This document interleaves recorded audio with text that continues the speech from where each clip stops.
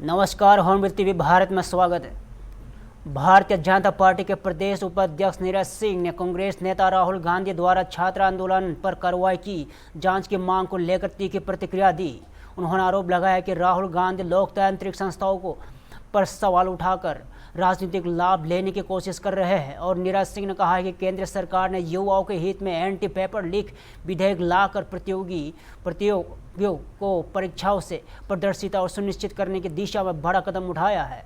और उन्होंने गृह मंत्री अमित शाह की कार्यशैली की सराहना करते हुए कहा है कि उनके नेतृत्व में देश की आंतरिक सुरक्षा मजबूत हुई है और कानून व्यवस्था को प्रभावी बनाने के लिए कई महत्वपूर्ण कदम उठाए गए।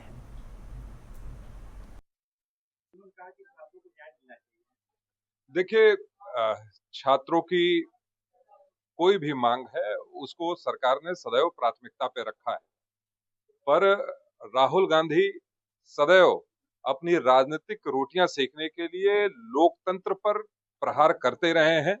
वह किसी भी स्वायत्त एजेंसी पर उनका भरोसा नहीं है और हमने स्वयं देखा कि प्रधानमंत्री के आवास का घेराव जो कभी भी स्वतंत्र भारत में नहीं हुआ, वह सीधे पहुंचकर वहां पर कानून व्यवस्था पर उन्होंने प्रश्न खड़ा करने का काम किया था।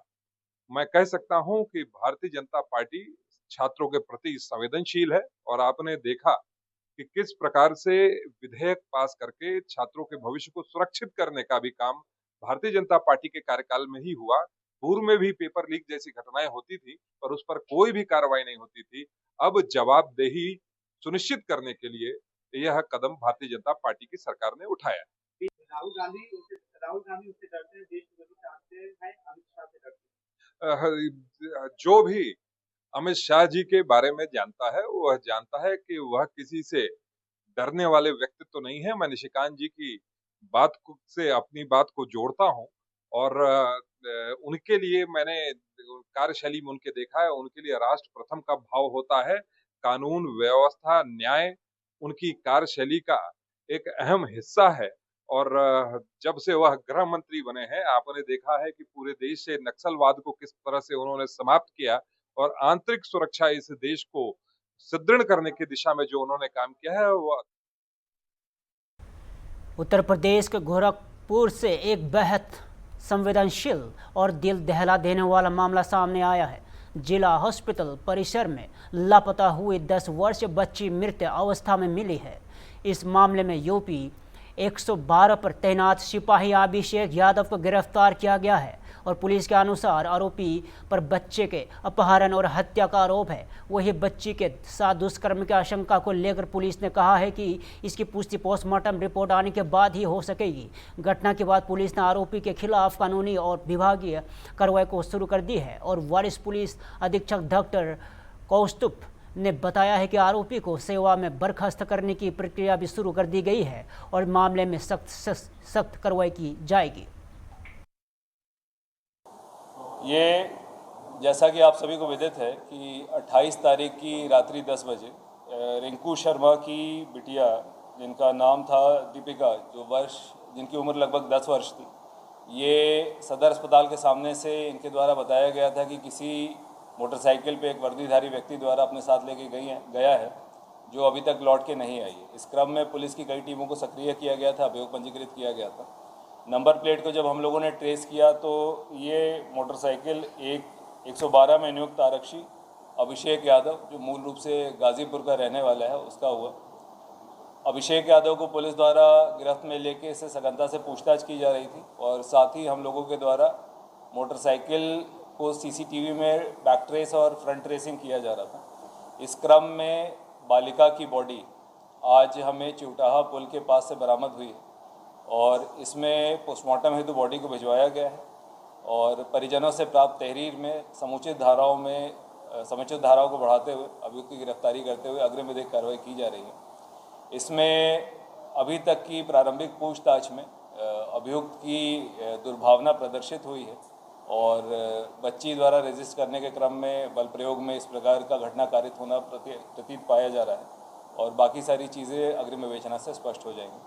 पुलिस द्वारा इसमें इस पूरे मामले की गंभीरता और जो अभियुक्त है उसके कृत्य को देखते हुए कठोरतम कार्रवाई करते हुए इसके विरुद्ध फास्ट ट्रैक कोर्ट के माध्यम से विवेचना का निस्तारण और कठोरतम कार्रवाई की पैरवी की जाएगी। इसमें इसकी बर्खास्तगी के लिए आज तत्काल फाइल मूव की जा रही है और इस प्रकार के कृत्य करने वाले व्यक्ति को तत्काल विभाग से बर्खास्त करते हुए और साथ में इसमें आवश्यकता अनुसार एनएसए की कार्रवाई को भी अमल में लाया जाए। क्या ये पहले भी इस तरह की कृत्य कर चुका है सर? 2025 जनवरी में इसके द्वारा एक बालिका के साथ अभद्रता और फर्जी नंबर प्लेट का अभियोग पंजीकृत करते हुए जेल भेजा गया था, जिसके बाद ये सस्पेंड भी हुआ था और पिछले वर्ष सितंबर में ये बहाल होकर विभागीय कार्रवाई के अधीन रहते हुए 112 में अपनी सेवाएं दे रहा है। सर, जो आरोपी आरक्षी है क्या जी क्या कारण रहा? देखिए, अभी तक की प्रारंभिक पूछताछ में दुर्भावना प्रतीत हो रही है इस व्यक्ति के द्वारा। अभी रजिस्ट किया जा रहा है पूरी बात बताने में, मगर अभी तक जो चीज़ समझ में आई है और जिस तरह की परिस्थिति है इसकी दुर्भावना प्रतीत हो रही है। क्या सर 1 महीने में 3 हत्या? मध्य प्रदेश सरकार ने किसानों के हित में कई बड़े फैसले का ऐलान किया है और मुख्यमंत्री डॉक्टर मोहन यादव के निर्देश पर गठित मंत्री समूह के किसान संगठनों के साथ बैठक के बाद कृषि मंत्री एदल सिंह ने किसानों ने महत्वपूर्ण निर्णय की जानकारी दी और सरकार में अब पात्र किसानों में मूंग की उपज का 25% नहीं बल्कि 60% तक न्यूनतम समर्थन मूल्य MSP पर खरीदी करने का फैसला किया है। इसके साथ ही किसानों की सुविधा के लिए स्लॉट बुकिंग की अंतिम तिथि 10 अगस्त और उपार्जन की अंतिम तिथि 20 अगस्त तक बढ़ा दी गई है और वही खाद वितरण में आ रही व्यवहारिक समस्याओं को देखते हुए ई टोकन व्यवस्था को फिलहाल स्थगित कर दिया गया है और सरकार ने इस व्यवस्था की समीक्षा के लिए कृषि उत्पादन आयोग की अध्यक्षता में उच्च स्तरीय समिति भी गठित की। किसानों के हित में मध्य प्रदेश सरकार का महत्वपूर्ण निर्णय। मध्य प्रदेश सरकार सदैव किसानों के हित में कार्य करती आई है। हमारे अन्नदाता प्रदेश की अर्थव्यवस्था और समृद्धि का आधार है और उनके परिश्रम के उत्पादित उपज का उचित मूल्य सुनिश्चित करने के लिए राज्य सरकार पूरी तरह प्रतिबद्धता के साथ कार्य कर रही है। जैसा कि हम सभी जानते हैं कि भारत सरकार द्वारा इस वर्ष ग्रीष्मकालीन मूंग के उपार्जन के लिए मध्य प्रदेश को 445 लाख मीट्रिक टन का लक्ष्य निर्धारित किया गया था। भारत सरकार की योजनाओं के अंतर्गत राज्य के कुल उत्पादन का अधिकतम 25% उपार्जन किए जाने का प्रावधान है। भारत सरकार के इसी नियम के अंतर्गत निर्णय लिया गया था कि प्रदेश के मूंग उत्पादन किसानों से उनकी उपज का 25% न्यूनतम समर्थन मूल्य MSP पर उपार्जित किया जाएगा। आज किसान प्रतिनिधियों के साथ हुई चर्चा के उपरांत किसानों के वक्तव्य के हित में ध्यान में रखते हुए मध्य प्रदेश सरकार ने एक महत्वपूर्ण निर्णय लिया है। अब प्रत्येक पात्र किसानों को उसकी मूंग उपार्जन का 25% नहीं बल्कि 60% उपार्जन किया जाएगा, जो नर्मदापुरम, सीहोर एवं हरदा जैसे जिलों में लगभग 3 कुंटल प्रति एकड़ आता है। यह निर्णय तत्काल प्रभाव से लागू किया जाएगा और हमारे प्रयास रहेंगे कि अधिक से अधिक किसानों को इसका लाभ मिले। किसानों को सुविधा को ध्यान में रखते हुए सरकार ने स्लॉट बुकिंग की अवधि 10 दिन बढ़ाने का निर्णय लिया है।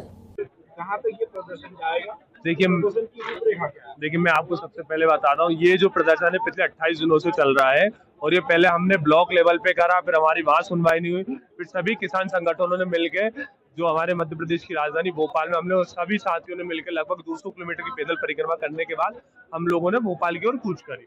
भोपाल की ओर कूच करते टाइम हमारे सभी संगठनों का और सभी किसान भाइयों का आपस में ही समझौता था कि भाई हम लोग बहुत शांतिपूर्वक तरीके से हमारा प्रदर्शन करते आ रहे हैं, लेकिन जो भारतीय जनता पार्टी के और बीजेपी के जो लोग हैं अपने आप को किसान पुत्र बताते, उन्होंने कम से कम हमें 25 जगह बैरिकेड लगाकर रोके गए, पर हमने वहां से भी हमारी शांतिपूर्वक उन बैरिकेडों को हटा के हम लोग आज भोपाल का जो सेंटर पॉइंट है रोशनपुरा चौराहा, हम सभी लोग वहाँ पे आज उपस्थित हुए हैं। और अभी एक हमारा डेलीगेशन है जो कि मंत्रिमंडल के साथ में बैठक कर रहा है, और वो उनका भी सब कहना यही है, जहाँ बैठक चल रही है, कि हम सभी को गांधीवादी विचारधारा के तहत, गांधीवादी विचारधारा के तरीके हम बहुत ही शांतिपूर्वक हमारा प्रदर्शन कर रहे हैं। अगर मान लो आज भी अगर वो जो मीटिंग करने गए हैं उनकी बात नहीं समझी गई, सुनी गई, आगामी रणनीति क्या रहेगी? देखिए, हमारी आगामी रणनीति ये है कि अगर आज नहीं सुनी गई तो अनिश्चितकालीन यहाँ पर बैठे रहेंगे, है ना। और हम जब तक बैठेंगे तब तक हमारी जो मांग है वो पूरी नहीं होगी। और बस शांतिपूर्वक गांधीवादी विचारधारा के तरीके से हम बैठे हैं। कल हम लोग होशंगाबाद रोड पे हम लोग रुके थे, अब वहां भी जाके पता कर सकते, सभी किसान लोगों ने सब शांतिपूर्वक हम लोग रुके थे। वहां से हम आज रोशनपुरा तक कूच करिए, और अगर उसके बाद जो भी हमारे शासन प्रशासन को, हम सबको ध्यान में रखते हुए, कोई भी अभद्रता, कोई हम आतंकवादी तो है नहीं कि शहर का माहौल बिगाड़ेंगे, ये करेंगे वो करेंगे। कुछ साथी बता रहे थे कि हमारे कारण शहर में ट्रैफिक व्यवस्था बिगाड़ी, तो भैया हम एक चीज बता रहे हैं, पिछले 28 दिनों से हम जो हमारे प्रोटेस्ट है वो चल रहा है, पिछले 3 दिनों से हम शहर के आसपास है। उत्तराखंड के मुख्यमंत्री पुष्कर सिंह धामी ने सीएम हेल्पलाइन 1905 की समीक्षा बैठक में अधिकारियों को जन शिकायतों के त्वरित और पारदर्शी समाधान के निर्देश दिए। उन्होंने कहा कि 4 स्तरीय समीक्षा प्रणाली के जरिए शिकायतें निस्तारण की गुणवत्ता और जवाबदेही सुनिश्चित की जा रही है, जिससे लोगों को विश्वास भी बढ़ा है। और मुख्यमंत्री ने कांवड़ यात्रा और तैयारियों की भी समीक्षा करते हुए श्रद्धालुओं की सुरक्षा, यातायात और सभी आवश्यक व्यवस्थाओं को बेहतर बनाए रखने के निर्देश दिए। वही लोकसभा के परेड एंटी पेपर लीक विधेयक का स्वागत करते हुए उन्होंने कहा कि यह कानून प्रतियोगी परीक्षाओं में पारदर्शिता और युवाओं के भविष्य की सुरक्षा की दिशा में एक महत्वपूर्ण कदम है। ये 1905 सीएम हेल्पलाइन है। इसमें हम लोग जिले से लेकर शासन तक के उच्च स्तर तक 4 लेवल पर इसकी समीक्षा होती है, L1, L2, L3 और L4 के लेवल पर। और ये जनता की समस्याओं का, उनकी शिकायतों का समाधान इस पर तेज गति से हो, पारदर्शिता आए, लोगों को अपने घर बैठे ही अपनी समस्याओं का समाधान मिले, उसको लेकर आज समीक्षा की गई है। और पिछले जो बैठकें थी उन बैठकों से अभी समीक्षा बैठक में समस्याओं का निराकरण ज़्यादा हुआ है, उसका परसेंटेज बढ़ा है, लोगों का इस प्रक्रिया में विश्वास भी बढ़ा है। हमने कहा है कि समस्याएं, जो शिकायतें हैं वो कम से कम आनी चाहिए। एक अच्छे जो प्रशासनिक व्यवस्था है उसका प्रमाण होता है। अधिकारी जो है समाधान दिवस करें, सोमवार को जिलाधिकारी अपने यहाँ करें, विभागाध्यक्ष करें, सचिव करें, और लोगों को उनकी समस्याओं को सुनकर उनके त्वरित रूप से समाधान के लिए कार्रवाई करें। और कुछ मैंने जो लोग शिकायत करता थे उनसे बात भी करी है। मैं अक्सर उनसे बात करता हूँ और उसके आधार पर फीडबैक लेकर हमारा प्रयास होता है कि जिस विभाग की समस्याएं हैं वो विभाग उन समस्याओं का समाधान करे। कुछ पेंशनों से जुड़े हुए मामले हैं, पेयजल से जुड़े हुए हैं, सड़क से, अन्य जो लाभार्थी योजनाएं हैं उनसे जुड़े हुई योजनाएं थी, उन सभी के त्वरित रूप से समाधान के निर्देश भी शुरू हो गई है सर, उसमें क्या संदेश है सर? क्या ये हमारे लिए देखिए बहुत पावन अवसर होता है। आस्था श्रद्धा की ये यात्रा होती है। शिव भक्त माँ गंगा का जल लेकर अपने अपने स्थान को जाते हैं। भगवान भोलेनाथ के सभी ये भक्त भगवान भोलेनाथ की जल अर्पित करते हैं, तो उनके लिए हम हर प्रकार से, चूँकि ये देवभूमि है, माँ गंगा के तट पर आते हैं, हम उनका स्वागत करते हैं, उनके लिए सब व्यवस्थाएं करते हैं। जो भी प्रबंध हैं हम अच्छे करने का। मध्य प्रदेश के मुख्यमंत्री डॉक्टर मोहन यादव ने सावन माह के दौरान उज्जैन महाकाल मंदिर और आकेश्वर में आने वाले श्रद्धालुओं के लिए विशेष व्यवस्थाओं की जानकारी दी। उन्होंने कहा कि श्रद्धालुओं की सुविधा और सुरक्षा, यातायात और दर्शन व्यवस्था को बेहतर बनाने के लिए व्यापक इंतजाम किए गए हैं। मुख्यमंत्री ने कहा कि सरकार का प्रयास है कि हर श्रद्धालु के सुगम और व्यवस्थित दर्शन का अनुभव मिले। इसके साथ ही उन्होंने प्रदेश में औद्योगिक निवेश और बढ़ावा देने के लिए टेलीकॉम और मैन्युफैक्चरिंग क्षेत्र में हुए MOU का भी उल्लेख किया और कहा है कि इससे निवेश, रोजगार और औद्योगिक विकास को नई गति मिलेगी। आज से श्रावण मास चालू हो रहा है, मेरी अपनी ओर से प्रदेशवासियों को, देशवासियों को, उज्जैन वासियों को सबको बहुत बहुत बधाई। निश्चित रूप से ये हमारे लिए बहुत पवित्र माह है, जिस महीने हम अपने बाबा भोलेनाथ की आराधना का पर्व मनाते हुए उनको पूरा महीना समर्पित करते हैं। ऐसे में मैं प्रदेश भर के सभी तीर्थ स्थानों पर प्रशासन के माध्यम से मैंने आह्वान किया है कि हर जगह हमारे यात्रियों को कोई कष्ट न हो, उनकी सुविधाओं का प्रॉपर ध्यान रखा जाए। जहां कावड़ी आते जाते हैं वहां मार्ग में उनके लिए प्रबंधन करने के लिए यथायोग्य प्रकार से शासन और सरकार के साथ समाज भी बहुत सारे प्रकार की चिंता करता है। कावड़ यात्रियों के लिए सब प्रकार की व्यवस्था करने के लिए जितना बन सके हम हर जगह प्रबंधन कर रहे हैं। खासकर ओंकारेश्वर और महाकालेश्वर में बड़ी संख्या में कावड़ यात्री आते हैं। ऐसे में उनके आने जाने के मार्ग पर भी सभी प्रकार के प्रबंधन करने के निर्देश अपनी सरकार ने जारी किए।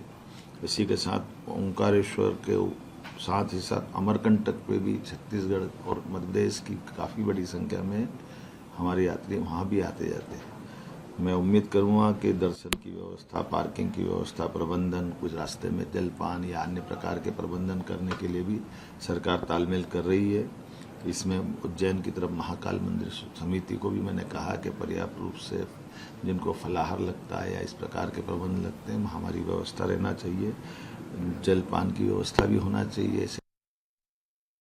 गोवा के मुख्यमंत्री प्रमोद सावंत ने तालेगांव में Goa institute of the public administration and rural development, Goa सरकार और शिव योग फाउंडेशन के बीच हुए MOU हस्ताक्षर समारोह में हिस्सा लिया। इस अवसर पर मुख्यमंत्री ने कहा कि यहाँ साझेदारी प्रशासनिक क्षमता विकास, व्यक्तित्व निर्माण और समाज के समग्र कल्याण की दिशा में महत्वपूर्ण कदम साबित होगी। उन्होंने विश्वास जताया कि इस सहयोग से प्रशिक्षण कार्यक्रमों में नई दिशा मिलेगी और जन सेवा की गुणवत्ता में भी सुधार होगा। मैं प्रणाम करता हूं और गोवा के लोगों की तरफ से, गोवा की सरकार की तरफ से यहाँ पे शिविर रखने के लिए उनका बहुत बहुत अभिनंदन करता हूं।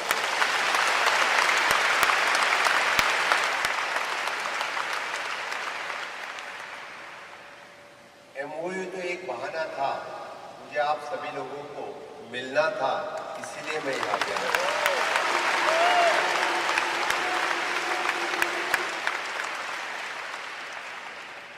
मैंने सोचा भी नहीं था जब मैं हॉल में एंट्री करूं तो इतनी पॉजिटिविटी इस हॉल में फील हो रही है। सही में कहता हूं,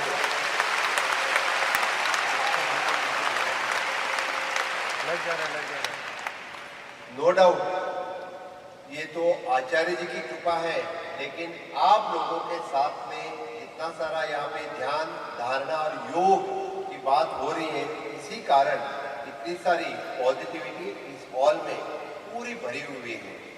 इससे पहले ये हॉल इतना पॉजिटिव कभी नहीं हुआ था, उतना अभी हो चुका है।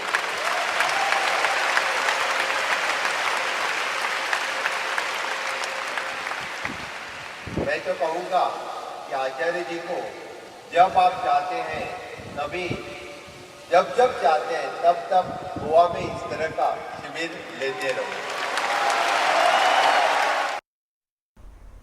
जम्मू कश्मीर के मुख्यमंत्री उमर अब्दुल्ला ने गंदरबल का दौरा कर विभिन्न विकास कार्यों का निरीक्षण किया। उन्होंने निर्माणाधीन परियोजनाओं की प्रगति का जायजा लिया और स्थानीय लोगों की जरूरत के अनुरूप नई योजनाओं की संभावनाओं पर भी चर्चा की। और मुख्यमंत्री ने यातायात व्यवस्था को बेहतर बनाने के लिए बस स्टैंड से हॉस्पिटल तक बना रही वैकल्पिक सड़क का निरीक्षण किया और अधिकारियों को कार्यों में तेजी लाने के निर्देश दिए गए। उन्होंने कहा कि सरकार का लक्ष्य विकास कार्यों को समयबद्ध तरीके से पूरा कर लोगों को बेहतर सुविधाएं उपलब्ध कराना है।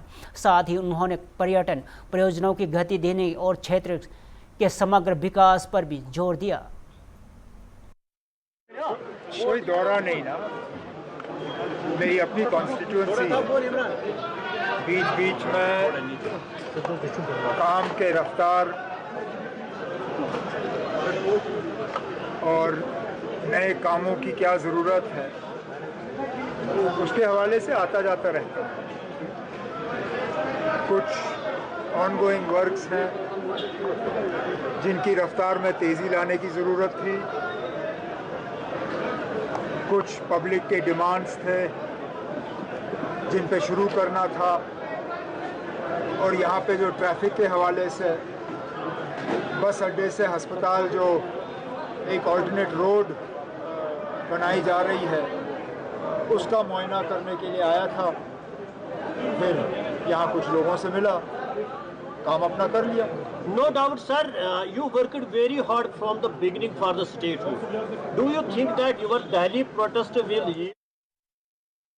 हरियाणा के मुख्यमंत्री नायब सिंह सैनी ने करनाल के घरोंडा में आयोजित 77वीं वन महोत्सव में भाग लिया। इस अवसर पर उन्होंने पर्यावरण संरक्षण और हरित आवरण बढ़ाने के लिए अधिक से अधिक पौधारोपण का आह्वान किया और मुख्यमंत्री ने कहा कि पेड़ पौधे केवल पर्यावरण की रक्षा ही नहीं करते बल्कि आने वाली पीढ़ियों के लिए स्वच्छ भविष्य की नींव की रखते हैं। उन्होंने लोगों से पौधे लगाने और साथ साथ उनकी देखभाल करने की भी अपील की और मुख्यमंत्री ने कहा कि हरियाणा सरकार पर्यावरण संरक्षण को जन आंदोलन बनाने के लिए लगातार प्रयासरत है। मैं वन विभाग के हमारे सभी अधिकारीगण, कर्मचारियों और हरित हरियाणा के निर्माण में जुटे हुए हर नागरिक को मैं बहुत बहुत बधाई और शुभकामनाएं देता हूं। साथियों, देवों के देव महादेव स्वयं प्रकृति के साक्षात स्वरूप हैं। ये सावन का महीना आज शुरू हो रहा है। साथियों, हम सब देखते हैं कि उनके मस्तक पर शीतल चंद्रमा है। गाजीपुर के दौरे के दौरान मुख्यमंत्री योगी आदित्यनाथ का भारतीय जनता पार्टी के अनुसूचित मोर्चा के नेताओं ने स्वागत करते हुए उनका आभार व्यक्त किया है। नेताओं ने भदोही का नाम बदलकर संत रविदास का नगर किए जाने के फैसले को ऐतिहासिक बताते हुए मुख्यमंत्री का धन्यवाद किया। इस निर्णय के बाद प्रदेश के विभिन्न जिलों से मुख्यमंत्री भी प्रगति और आभार व्यक्त किया जा रहा है। वही लोक जनशक्ति पार्टी ने भी इस फैसले का स्वागत करते हुए मुख्यमंत्री योगी आदित्यनाथ के प्रति धन्यवाद प्रकट किया। फिलहाल के लिए इतना ही। देखते रहिए होम टीवी भारत।